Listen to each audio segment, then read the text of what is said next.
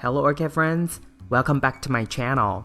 Wherever you are, I hope you're having a great day, staying healthy and staying safe. Today we have a multifloral Phalaenopsis orchid. This is a grocery store orchid, however, it's one of my favorite orchid because of its multifloral capability, but then also because of its flowers characteristics. Small, dandy, but at the same time it has that shimmering, glittering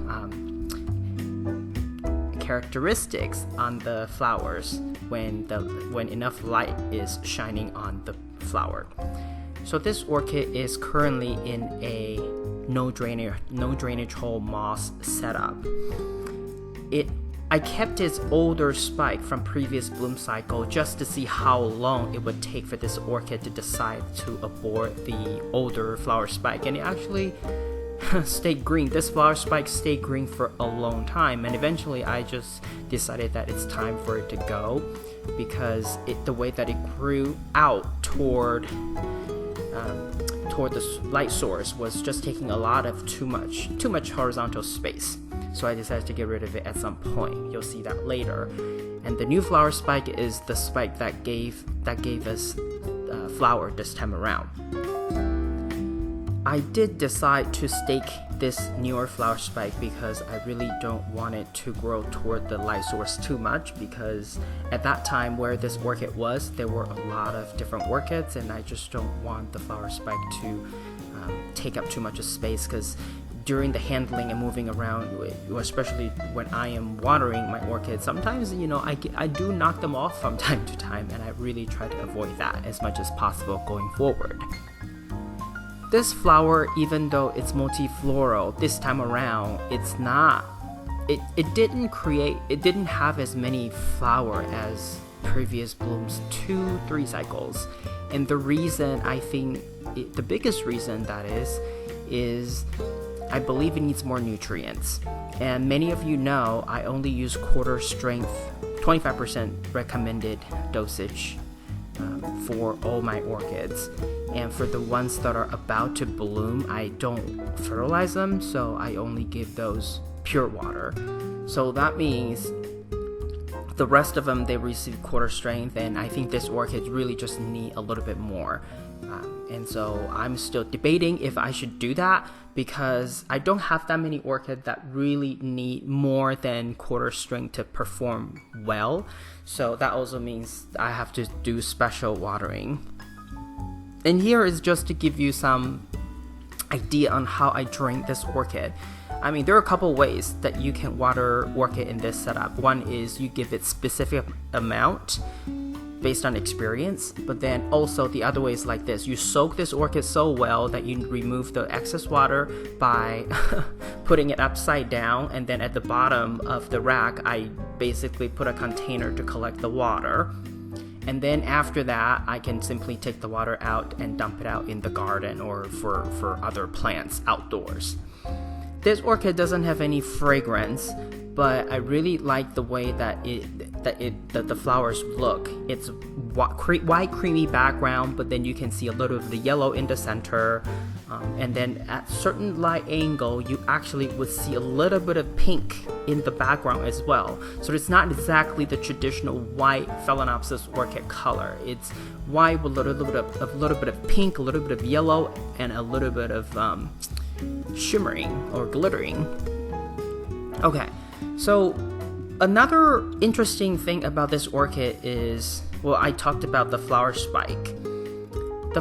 There's two schools of thoughts here. One group of people, one school is that you never cut the flower spike off when they're still green, and the other group of thought is you should cut them off because otherwise it's still taking nutrients from the plant itself.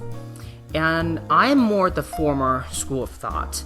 I like to keep my flower spikes if they're green, but if the reason you're keeping the flower spike is in hope that they would give you more flowers, you might want to think twice, because some orchids, they simply don't have that sequential blooming capability.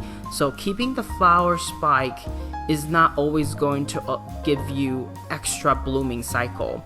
And even if it does bloom, when we get secondary spikes, usually they are skinnier, and the flower from secondary spike would tend to get smaller. So if you want to get better bloom, you should cut the flower spike and let the orchid grow new spikes, because it will get thicker spikes, and then from there you would then have bigger bloom. Not necessarily more blooms, but the flower tend to be bigger, and that's just what I see with my orchid.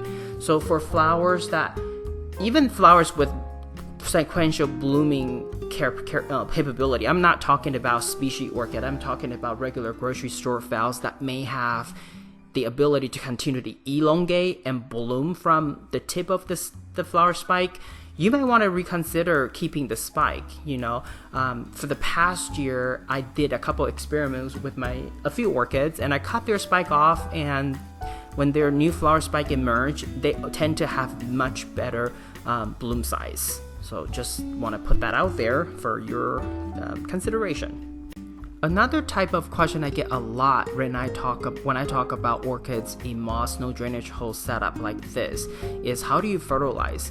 Well, fertilization is no different than what you do with other orchids in other setup, and that is you put whatever fertilizer of your choice into the water and make that a fertilized water solution. Now, the amount of water you give to this kind of orchid in this setup, it depends. And it really has two ways from what I can see. One is you soak it, you fill it up to 80% and let all the moss to absorb as much water as possible. But then at the end of it, you dump out all the excess water.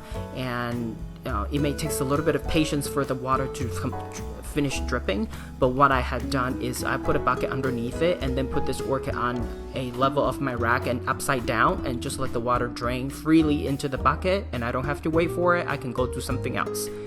The second way is you can simply decide on an amount to give to this orchid, and this comes with experience, but for this orchid it only takes 1/8 of a cup every single time, because it doesn't have that big of a root system and the moss isn't very much either. So 1/8 of a cup is all this orchid needs. This is all I have for you today. If you like this video, please give it a thumbs up, and if you would like to get more orchid related videos from my channel, please subscribe and turn on the notification. I want to wish you happy growing, and I will talk to you in my next video. Ciao!